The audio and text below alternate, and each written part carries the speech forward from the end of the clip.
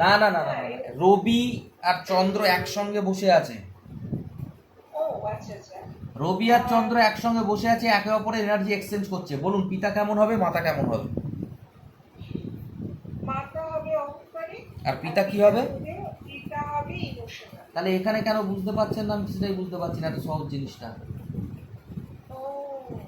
এখানে কেন বুঝতে পারছেন না? আপনি এটা বুঝে গেলেন আর এখানে কেন বুঝতে পারছেন? এখানে তো রবি নেই, কিন্তু 10th হাউস আছে, তো 10th হাউস তো পিতার ঘর। মঙ্গল আর চন্দ্র বসে আছে এখানে। মঙ্গলকে আপনি রবি ধরবেন না কেন? 10th হাউস তো। ছেলে যখন কেরিয়ার করে ফেলে তখন তো পিতার ঘর 10th হাউস থেকে থাকে। তা পিতার লগ্নেতে কে আছে? মঙ্গল। কিন্তু মঙ্গল চন্দ্রের সাথে, তো পিতা কি হবে? ইমোশনাল। এই যে রবি আর চন্দ্র, চন্দ্র ইমোশনাল হয়ে যাবে। আর চন্দ্র কি মাতা, মাতা হয়ে যাবে রাগী। বা ছেলে, যেহেতু ছেলের লগ্ন লর্ড, এই যে এটা লগ্ন লর্ড চন্দ্র, তাই চন্দ্র মঙ্গলের সাথে, মঙ্গল লগ্নপতি মঙ্গলের সাথে, তো রাগী হয়ে যাবে। এই তো সাধারণ একটা। আপনি বুঝতে পারছেন না, আমি বুঝতে পারছি না কেন। এবার বুঝতে পেরেছেন? না না, এইটা তো, আরে বাবা, এই আদব মানে, এই তো রবিচন্দ্রতে তো আপনি ভাবলেন না। সেটা বুঝতে পারছি, আমি বলছি ওইটাতে পিতার ঘর তো বটেই, পিতার ঘরে মার্স এবং চন্দ্রমা বসে রয়েছে। হ্যাঁ, এবারে চন্দ্রমা মার্সের কাছ থেকে এনার্জি নিচ্ছে। বেশ, চন্দ্রমা তো লগ্নের লর্ড, তাহলে সে সে সে রাগী হবে। আর ও আচ্ছা আচ্ছা, হ্যাঁ হ্যাঁ, এইবারে বুঝতে পেরেছি। মার্স তো ওখানে এরিস, তো মার্স এরিস এর ফর্ম। হ্যাঁ ঠিক আছে, বুঝতে পেরেছি। বুঝতে পেরেছেন? রবি আর চন্দ্র একসঙ্গে বসলে পিতা হবে ইমোশনাল, মাতা হবে রাগী। আপনি কেন লগ্নকে বলছেন, নেটিভকে বলছেন ও রাগী হবে, আর পিতা কেন ইমোশনাল হবে? ওইটা আমি বুঝতে পারছি না। এইটা প্রথমে এইটা ভাবুন না, রবি আর চন্দ্রটাই ভাবুন না, কেন হচ্ছে এখানে। হ্যাঁ, রবি চন্দ্রের এনার্জি নিচ্ছে। হয়ে গেল কেন, সেই জিনিসটা আমি বুঝতে পারছি না। পিতাটা কেন হয়ে গেল 10th হাউসের জন্য? আমি কি শুধু রবি থেকেই পিতা দেখবো নাকি? 10th হাউস 9th হাউস থেকে তো পিতা দেখি। যদি এখানে চন্দ্র বসে 9th হাউসে, তাহলে আমি কি বলবো তোমার পিতা কেমন?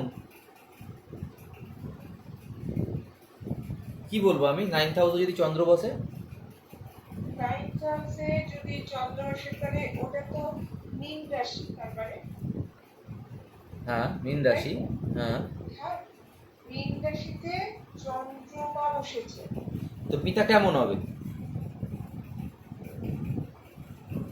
পিতা হবে ইমোশনাল। হ্যাঁ, এবার যদি ছেলে কাজ পেয়ে যায়, চন্দ্র বসে এখানে, ধরে নিন কারো 10th হাউসে চন্দ্র, আর ছেলে কাজ পাওয়ার পর এর পিতা কেমন হবে? প্রথমে হয়তো ইমোশনাল ছিল না, তারপরে কেমন হবে? যে সেই ছেলে কেরিয়ারে কানেক্টেড হয়ে যাবে।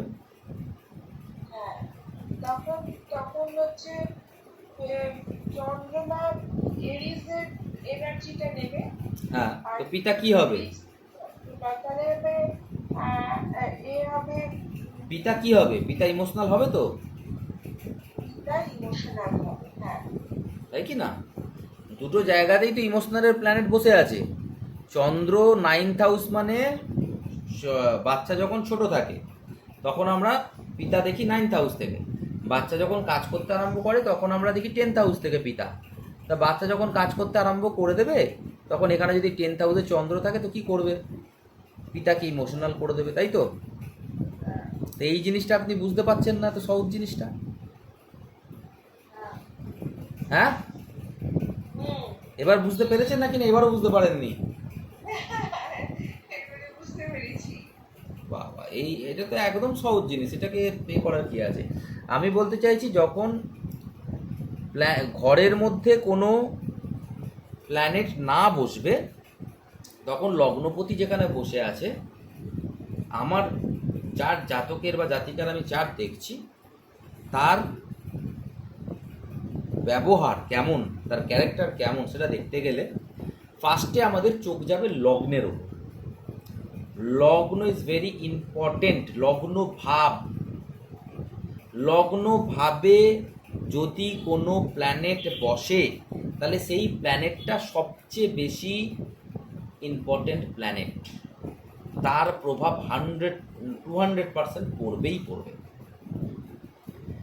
যদি সেখানে ফাঁকা থাকে, আমরা যেহেতু জানি যে সেই রাশি এবং সেই রাশির পেছনে কিছু নক্ষত্র আছে, কিছু নক্ষত্র নিয়েই একটা রাশি তৈরি হয়, কিন্তু সেই জায়গাটায় কোনো প্ল্যানেট বসেনি, অর্থাৎ স্থির স্থির জিনিসের কোনো প্রেডিকশান হয় না, প্রেডিকশান হয় চলমান জিনিসের। তাই সেই রাশির যে ক্যারেক্টারিস্টিক যে ফলাফল সেটা আমরা বলবো না বা কম বলবো। আমরা কর্কট রাশি দেখলাম ফাঁকা, কর্কট রাশির ফলাফল ইমোশনাল, আমরা বলতে পারি আপনার ছেলে খুব ইমোশনাল, কিন্তু বলবেন না আমার ছেলে তো অত ইমোশনাল নয়। কেন? তার কারণ সেই রাশিতে সেই ভাবেতে কোনো প্ল্যানেটই বসে নি। তাহলে আমাদের তখন কি দেখতে হবে? সেই ভাবের অর্থাৎ লগ্ন ভাবের অধিপতি কোথায় বসেছে। যদি দেখি যে মেষে বসেছে তাহলে তার ক্যারেক্টার মেষের সাথে কানেক্টেড হয়ে যাবে। এইবার মেষ রাশিটা আমার দশম ভাবে পড়েছে, দশম ভাব মানে আমার পিতার জায়গা, পিতার জায়গা অর্থাৎ পিতার লগ্ন। তা আমি কি বললাম যে লগ্ন ভাবে যদি কোনো প্ল্যানেট এসে বসে, এই দশম ভাবটা কার লগ্ন?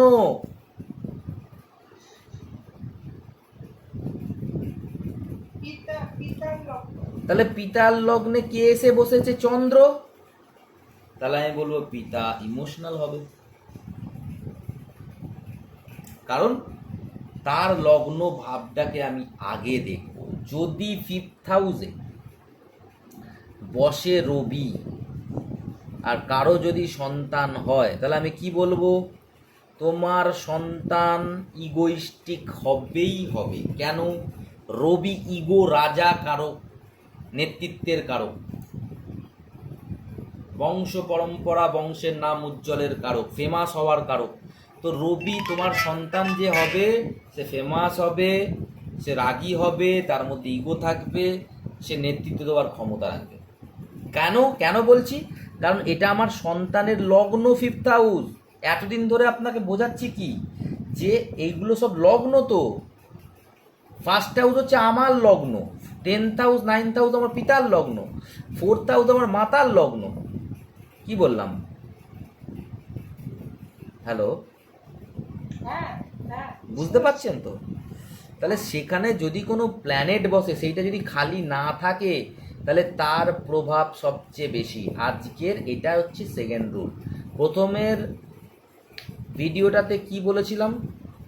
যে লগ্নপতি যেখানে বসবে তার প্রভাব তাকে সারা জীবন পেতে হবে, ফার্স্ট রুল।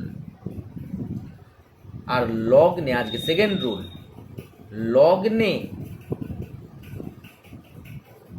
লগ্ন ভাবে যদি কোনো প্ল্যানেট বসে তাহলে তার প্রভাবও তাকে সারা জীবন পেতে হবে, বা তার ক্যারেক্টারের মধ্যে সেই প্রভাব 100% আসবে।